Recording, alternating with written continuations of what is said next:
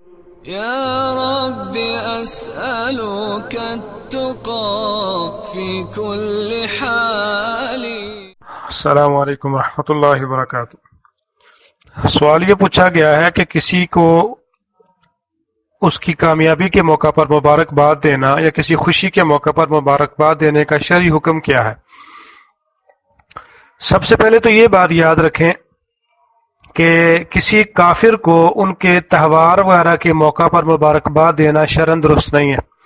سبھی علماء کا اس بات پر اتفاق ہے کہ کرسمس یا کفار کے دیگر مذہبی تہواروں پر مبارکباد دینا حرام ہے، جیسا کہ ابن قیم رحمہ اللہ نے اپنی کتاب احکام اہل ذمہ میں نقل کیا ہے۔ امام صاحب فرماتے ہیں کہ کفریہ شعائر پر مبارکباد دینا حرام ہے اور اس پر سب کا اتفاق ہے۔ مثال کے طور پر ان کے تہواروں اور روزوں کے بارے میں مبارکباد دیتے ہوئے کہنا کہ آپ کو عید مبارک ہو، یا یہ کہنا کہ اس عید پر آپ خوش رہیں وغیرہ، تو اس طرح کی مبارکباد دینے سے کہنے والا کفر سے تو بچ جاتا ہے، لیکن یہ کام حرام ضرور ہے۔ بالکل اسی طرح حرام ہے جیسے صلیب کو سجدہ کرنے پر اسے مبارکباد دی جائے، بلکہ یہ اللہ کے ہاں شراب نوشی، قتل اور زنا وغیرہ سے بھی بڑا گناہ ہے۔ بہت سے ایسے لوگ جن کے ہاں دین کی کوئی وقت ہی نہیں ہے، ان کے ہاں اس قسم کے واقعات رونما ہوتے ہیں اور انہیں احساس تک نہیں ہوتا کہ وہ کتنا برا کام کر رہے ہیں۔ چنانچہ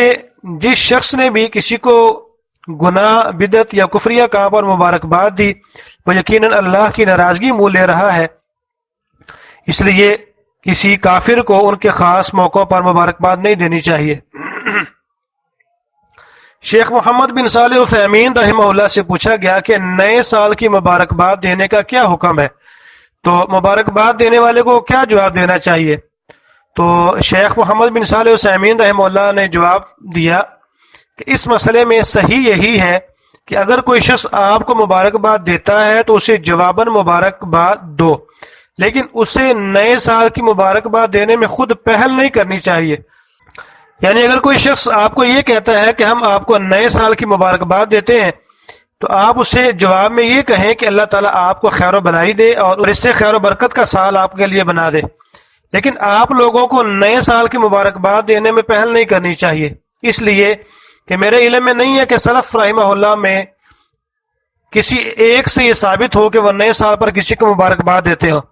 بلکہ یہ بات بھی آپ کے علم میں ہونا ضروری ہے کہ سلف رحمہ اللہ نے تو محرم کے مہینے کو نئے سال کی ابتدا نہیں بتلایا، بلکہ وہ تو یہ کہا کرتے تھے کہ یہ تو عمر رضی اللہ تعالیٰ عنہ کے دور خلافت میں شروع ہوا تھا۔ ایسے ہی عید کی مبارکباد دینے کا طریقہ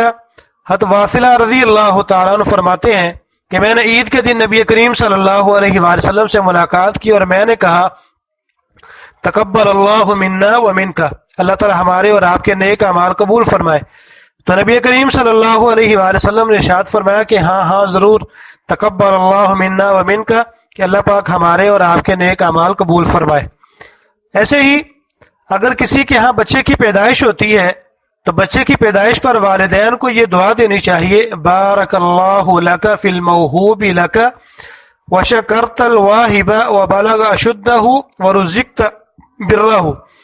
کہ اللہ آپ کی اولاد میں برکت دے، اسے مضبوط بنائے اور آپ کو ان کی بھلائی حاصل ہو اور آپ اس کا شکر ادا کریں۔ پھر جس کو مبارکباد دی گئی ہے یعنی کہ جو صاحب اولاد ہے، وہ آگے سے یہ کہے کہ بارک اللہ لک وبارک علیک وجزاک اللہ خیرا ورزقک اللہ مثلہ واجزل المثوبۃ، اللہ تعالیٰ آپ کو برکتیں، بھلائیاں اور اس طرح کی اولاد سے نوازے اور اس کا اللہ تعالیٰ آپ کو جزائے خیر عطا فرمائے۔ تو ان تمام مواقع اور ان تمام روایات کے پیش نظر ہمیں اس بات کا علم ہوتا ہے کہ کسی مسلمان کو کسی خوشی کے موقع پر مبارکباد دی جا سکتی ہے، اس کے لیے کوئی بھی اچھے الفاظ استعمال کیے جا سکتے ہیں جس میں اس کی دین دنیا کے لیے بھلائی اور ایمان کی سلامتی اور دیگر اس طرح کی دعائیں شامل ہوں۔ واللہ تعالی عالم بالصواب۔ السلام علیکم ورحمۃ اللہ وبرکاتہ۔